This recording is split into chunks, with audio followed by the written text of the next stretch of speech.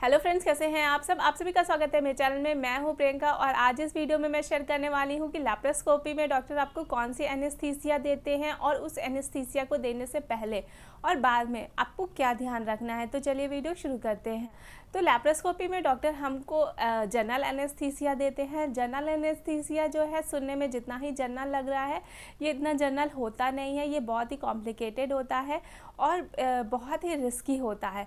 इसलिए इस तरीके का यानी कि लैप्रोस्कोपी करवाने से पहले डॉक्टर आपकी बहुत सारी जांचें करवाते हैं, यानी कि आपका फुल बॉडी चेकअप करवाते हैं। जैसे कि आपकी हार्ट बीट की जांच वगैरह करवाएंगे डॉक्टर, यहाँ तक कि आपको टीबी वगैरह है कि नहीं, ब्लड प्रेशर, ब्लड शुगर की जांच और आपका यूरिन जांच, मतलब आपका एक तरीके से फुल बॉडी चेकअप, यानी कि आपको पास्ट में भी इस तरीके की बीमारी थी कि नहीं, ये भी इसमें लिया जाता है।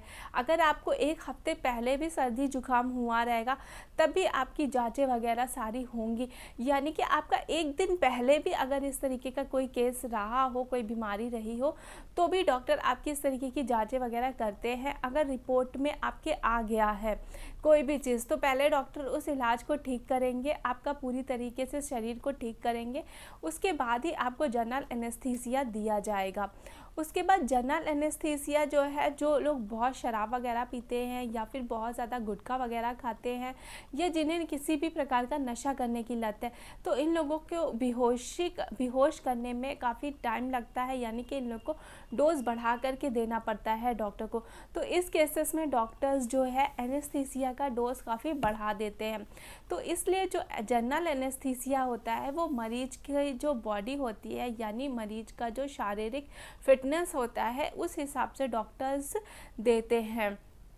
तो जनरल एनेस्थीसिया का जो देने का तरीका है वो है जब आप लैप्रोस्कोपी रूम में जाओगे, यानी कि जब आप अपना ऑपरेशन करवाने जाओगे, तो वहाँ पे आपका जो बीगो होता है, बीगो लगाते हैं डॉक्टर सुई के ज़रिए, उसी के ज़रिए 4 से 5 दवाइयाँ डाली जाती हैं और जो वो दवाइयाँ होती हैं वो उनका डोज जो पेशेंट है उसकी बॉडी के अनुसार, यानी कि वो कितना फिट है उसके अनुसार वो डॉक्टर्स आपका देते हैं।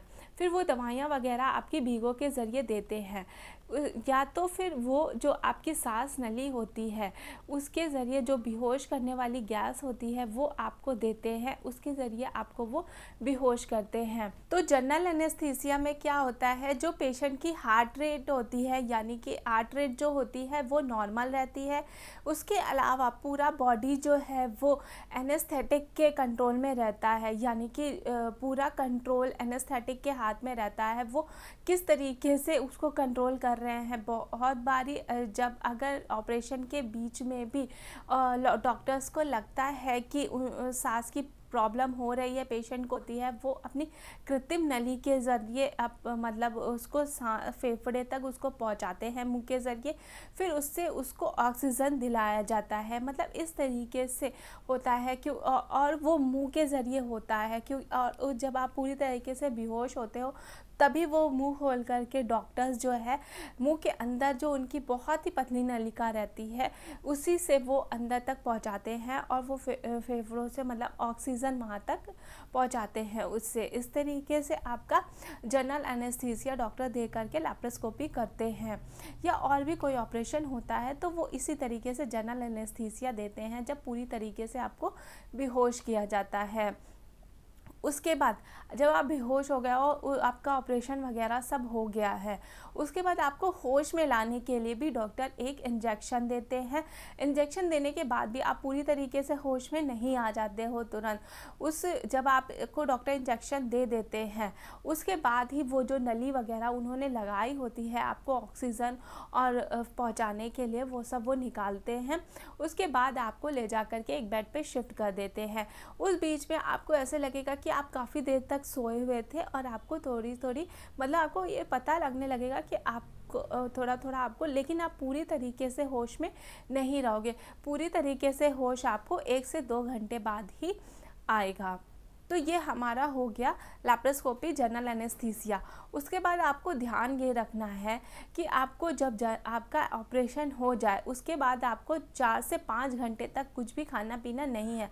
ये सब डॉक्टर आपको पहले भी बता देते हैं वहाँ पे, लेकिन बहुत से पेशेंट होते हैं पानी पी लेते हैं, अरे 2 घूंट ही तो पिया, अरे 1 ही घूंट तो पिया, लेकिन 1 घूंट भी पानी अगर आप पी लोगे तो वो आपके लिए जान का खतरा हो जाएगा। इसीलिए आपको कितना भी प्यास लगे आपको पानी नहीं पीना है, क्योंकि अगर आप पानी पी लोगे, 1 घूंट भी पी लोगे तो वो आपके सीधा फेफड़े के अंदर चला जाएगा और आपको जान का खतरा हो सकता है। और जब आपका लैप्रोस्कोपी होगा और जनरल एनेस्थीसिया आपको देना रहेगा डॉक्टर को, तो वो आपको पहले से यानी कि 6 घंटे पहले से आपको अपना पेट पूरी तरीके से खाली रखना है। कुछ भी खाना पीना नहीं रहता है इसमें, आपको खाली पेट ही रहना रहता है। इस तरीके से आपका ऑपरेशन करने में डॉक्टर को आसानी रहती है। अगर आपने कुछ खाया पिया है तो उस टाइम आपको बेहोश करने में उनको बहुत दिक्कत होगी और काफ़ी दिक्कत हो जाती है। इसीलिए डॉक्टर्स आपको 6 घंटे पहले कुछ भी नहीं खाने पीने के लिए बोलते हैं। तो ये होता है जनरल एनेस्थीसिया का तरीका। और भी एनेस्थीसिया होते हैं, लेकिन वो इतने ज़्यादा कॉम्प्लिकेटेड या रिस्की नहीं होते हैं। लेकिन ये जनरल एनेस्थीसिया जो है वो थोड़ा कॉम्प्लिकेटेड भी होता है और रिस्की भी होता है। इसलिए जितना भी डॉक्टर आपको बोले टेस्ट वगैरह के लिए और जितनी भी एडवाइस दें आपको जनरल एनेस्थीसिया के बाद यानी कि ऑपरेशन के बाद, जो जो डॉक्टर्स आपको बोले वो सब ज़रूर आप फॉलो करो। अगर फॉलो नहीं करोगे तो आगे चल के भी आपको दिक्कत हो सकती है, क्योंकि बहुत से पेशेंट होते हैं फॉलो नहीं करते, सोचते हैं थोड़ा सा तो दिक्कत, 1 घूंट पानी पी सकते हैं या 2 घूंट पानी पी सकते हैं, या कुछ भी नहीं पीना है जब तक डॉक्टर आपको नहीं बोले। कम से कम 4 घंटे बाद ही आप 2 घूंट पानी पिएंगे। और पीना भी है तो ऐसे नहीं कि तुरंत 1 गिलास आप पानी पी लो, 1 घूंट 2 घूंट, इस तरीके से आपको धीरे धीरे करके शुरू करना है पानी पीने के लिए। और उसके बाद खाने में भी आपको थोड़ी सी खिचड़ी वगैरह ही लेना है, बहुत हैवी खाना आपको नहीं खाना है।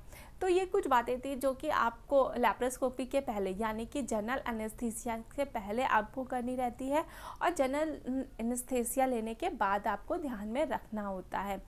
तो ये रहा आज का वीडियो। अगर वीडियो पसंद आए तो प्लीज़ लाइक, शेयर और कमेंट ज़रूर करिएगा। और अगर आप मेरे चैनल पे नए आई हैं तो प्लीज़ मेरे चैनल को सब्सक्राइब करें। आगे किसी नई वीडियो में फिर मिलेंगे, तब तक के लिए चलते हैं, बाय बाय।